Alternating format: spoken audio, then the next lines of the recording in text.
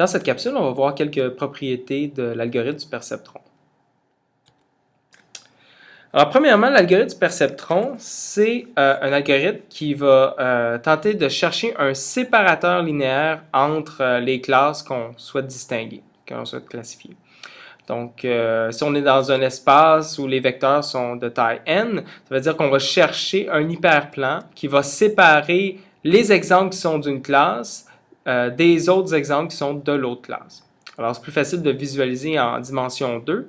Donc, imaginons qu'on a deux classes qui sont les points ronds et les points noirs. Donc, un serait associé à la classe 1 et l'autre à la classe 0. Ce qu'un perceptron tente de faire, c'est de trouver une droite qui va séparer les deux classes, donc avoir d'un côté les points blancs et d'un côté les points noirs. Et en fait, on peut démontrer que le vecteur de paramètres W dans le perceptron, ça se trouve en fait à être le vecteur perpendiculaire à la droite qui va séparer nos deux classes, comme ça. Et lorsqu'on va parler de surface de décision, pour le perceptron, pour un classifieur en général, on va parler de la surface qui sépare les deux régions dans deux classes différentes. Et spécifiquement, en fait, ça va être la surface qui correspond au point où, en fait, on est à la limite entre la classe 1 et la classe 0. Donc, c'est ça qu'on va vouloir dire par surface de décision. Et donc, un perceptron va avoir la propriété que la surface de décision associée au perceptron, ça va être une surface qui est linéaire, qui correspond à un hyperplan.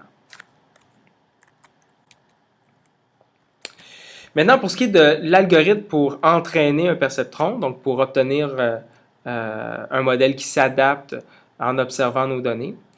Donc, cet algorithme-là, si nos exemples d'entraînement sont linéairement séparables, donc c'est possible de faire passer, disons en deux dimensions, une droite qui sépare les deux classes, cet algorithme-là du perceptron est garanti de converger à une solution avec une erreur nulle, donc effectivement une droite qui sépare bien nos deux classes sur l'ensemble d'entraînement, quel que soit en fait le choix du taux d'apprentissage alpha. Okay? Donc, dans ce cas-ci, en fait, le choix d'alpha est plus ou moins important dans le sens où on va nécessairement trouver un hyperplan qui va bien séparer nos classes et le perceptron va avoir une erreur de 0 sur notre ensemble d'entraînement. Par contre, si on a des données qui ne sont pas linéairement séparables, c'est-à-dire qu'il n'y a pas de droite qui permet ou d'hyperplan qui permet de séparer nos classes en deux, donc on a un exemple ici où on ne serait pas capable de faire passer une droite qui va bien séparer les deux classes. Alors dans ce cas-ci, pour obtenir une garantie de convergence, il va falloir faire une petite modification. Donc avec une toute petite modification, on va pouvoir quand même obtenir une convergence vers la solution qui a la plus petite erreur possible sur notre ensemble d'entraînement. Et pour ça, en fait, il faut avoir un taux d'apprentissage qui va dépendre du nombre de mises à jour K qu'on a fait jusqu'à maintenant. Donc, on va avoir besoin, en fait, d'un taux d'apprentissage qui diminue d'une itération à l'autre, d'une mise à jour à l'autre. Et une façon d'obtenir ça, puis d'avoir cette garantie-là, c'est de prendre un taux d'apprentissage et de le diviser, donc un taux d'apprentissage constant, mais qu'on va diviser par 1 plus une autre constante qui va déterminer à quelle vitesse le taux d'apprentissage va diminuer, fois K, qui est le nombre ici, qui est le nombre de mises à jour que l'on a fait jusqu'à maintenant des paramètres. Donc là, si on fait cette petite modification-là, bien là, on va avoir quand même convergence vers la meilleure solution possible sur notre ensemble d'entraînement, même si nos données ne sont pas linéairement séparables. Un concept qui est utile pour voir un peu la progression de l'apprentissage, c'est ce qu'on appelle la courbe d'apprentissage. C'est simplement une courbe qui trace soit le taux d'erreur ou le taux de succès, selon notre préférence. Donc, si c'est le taux d'erreur, on va avoir une courbe qui va avoir l'air de ça. Puis si on a plutôt le taux de succès, on va avoir une courbe qui va augmenter au fur et à mesure. Donc, la courbe d'apprentissage, c'est une courbe qui trace le taux de succès ou le taux d'erreur en fonction du nombre de mises à jour de paramètres qu'on a fait jusqu'à maintenant. Okay? Donc, c'est utile pour visualiser la progression de l'apprentissage. Et on a trois exemples ici. Un premier cas où on a un ensemble d'entraînement qui est linéairement séparable.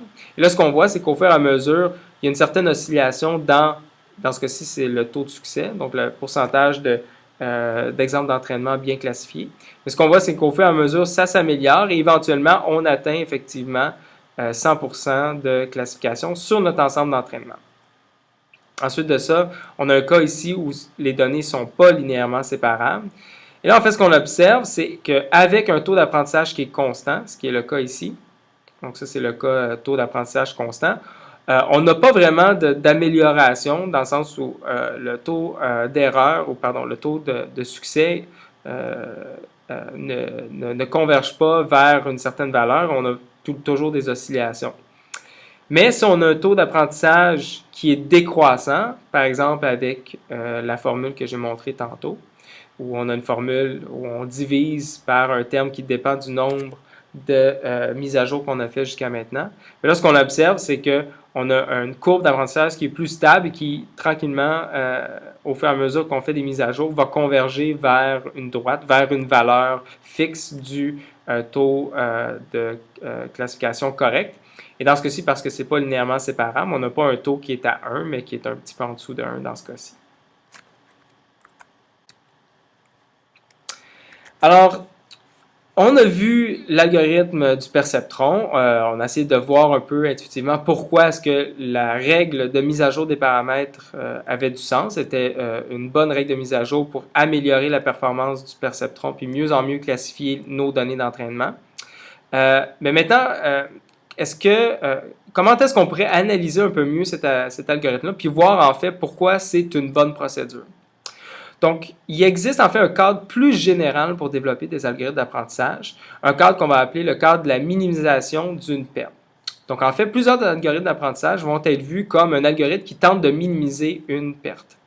Dans ce cas-ci, par perte, ce qu'on veut dire, c'est en fait une espèce de mesure de distance entre ce qu'on a prédit et ce qu'on aimerait avoir. Donc, on va la noter loss, pour, donc en anglais, perte, entre YT qui est la cible et ce qu'on a perdu. Et en fait, faire de l'apprentissage, c'est essentiellement ça. C'est qu'on a un certain coût, si on veut, ou une certaine mesure de performance qui va être notre perte associée à un prédicteur H, un modèle donné. Et ce qu'on voudrait en fait, c'est que ce modèle-là minimise le plus possible cette perte-là associée à faire une prédiction pour une entrée X lorsque la cible associée est Y. Et on va voir en fait qu'en présentant ce problème-là dans ce cadre général-là, il va exister une certaine définition de la perte qui va nous permettre de dériver l'algorithme de perceptron comme simplement un algorithme qui tente d'optimiser la perte moyenne sur nos données d'entraînement. Mais avant de voir ça, on va faire un rappel de quelques notions en calcul différentiel qui vont être utiles pour approcher ce problème d'optimisation-là.